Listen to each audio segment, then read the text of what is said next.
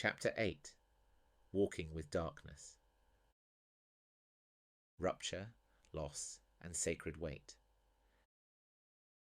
There is a kind of darkness that is not simply the absence of light. It is the presence of something weighty, dense, and insistent.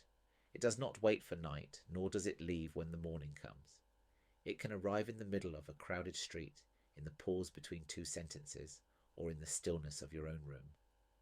It comes when something has been broken, shifted, or taken away, whether in you or in the world around you. In the Ghosts movement, this darkness is not treated as an enemy to be banished. It is a landscape that deserves to be recognized. It is the place where rupture leaves its trace, where absence declares itself, and where the weight of what matters begins to take shape. Darkness here is not the same as despair. It can hold meaning, even a strange kind of steadiness, though it rarely feels comfortable. Stepping into such darkness can feel as if gravity has altered. The air thickens, your chest feels pressed upon, and your body pulls downwards. Time may stretch like an endless corridor or fold in on itself, so that days blur into each other. Sounds might become distant, as though the world has moved a little further away, or they might ring out too sharply, each one startling. These are not signs that something is wrong in you. They are part of the body's natural recognition of change, its way of bracing you against a reality that has shifted. To walk with darkness is different from trying to hurry through difficulty in order to return to some idea of normal. It calls for patience rather than avoidance. It asks you to remain in the altered space, even when no way back is visible, and to listen for truths that are only heard when light is subdued. Darkness often begins with rupture. A sudden bereavement, an accident, or a few words that alter a relationship in an instant can tear the fabric of life. Sometimes rupture creeps in slowly, the way water seeps through stone, the gradual erosion of trust, health, or belonging. However it arrives, rupture changes the shape of the world you thought you knew. Loss often follows, though not always in the same form. Loss can be the absence left by death, the fading of a role you once held, the disappearance of a dream, or the quiet vanishing of a self you no longer recognize. Some losses remain unseen by others, carried privately and without announcement. Within this is what the Ghosts movement calls sacred weight. Sacred weight is the recognition that some parts of darkness are not meant to be lifted away. They are meant to be carried. This may be the memory of someone you loved, the truth of what was broken and cannot be restored, or the lesson drawn from a time that tested you deeply. Sacred weight is not resentment, nor is it regret. It is the kind of gravity that keeps you close to what matters. Yet many of us turn from darkness, fearing that if we linger, we will be consumed. Moving away too quickly risks missing what it holds. Often it returns later, heavier and harder to carry.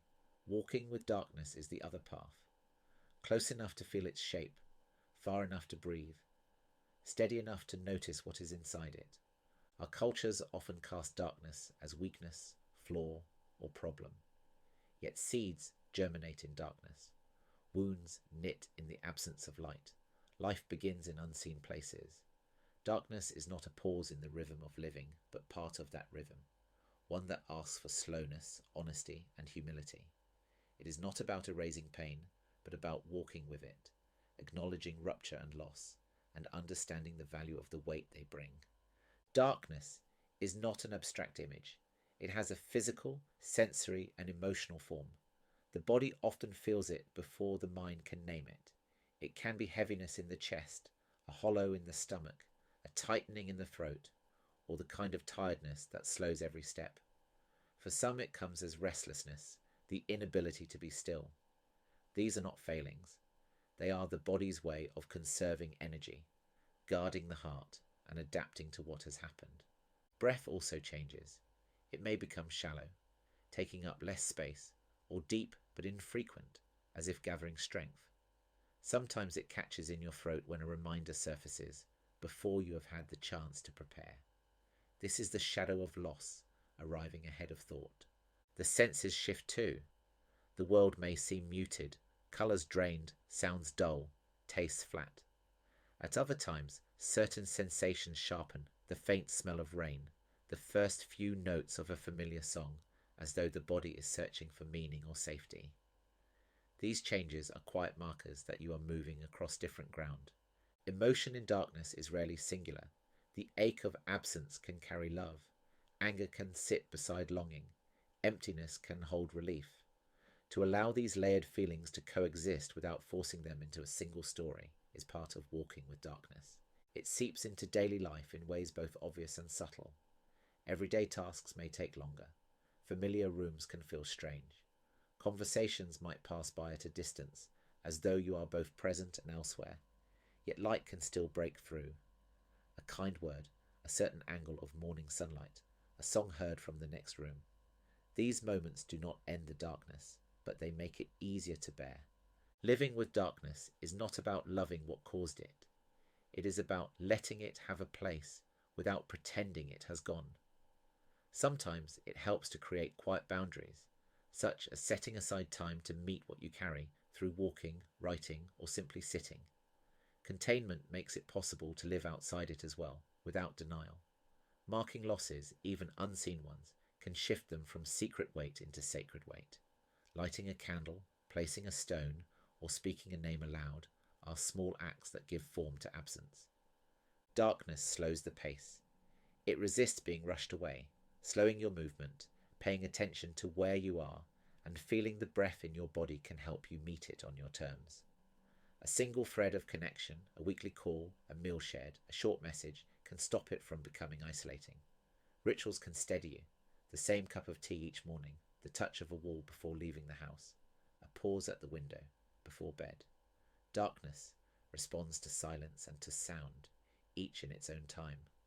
Listening to your body, resting when weary, moving when unsettled, speaking or weeping when needed, means being led by truth instead of by expectation.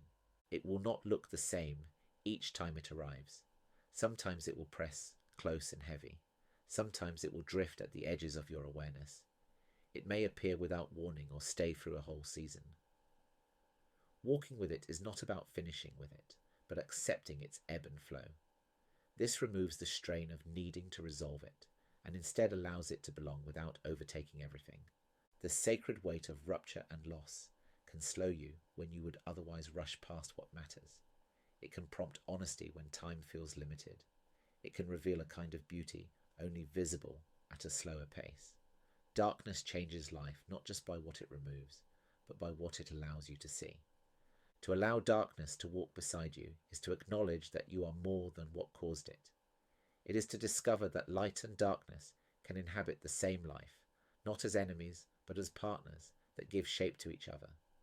To stand in the dark and still find you can breathe, notice, and connect, even in small ways, is to know that life can hold both without losing either.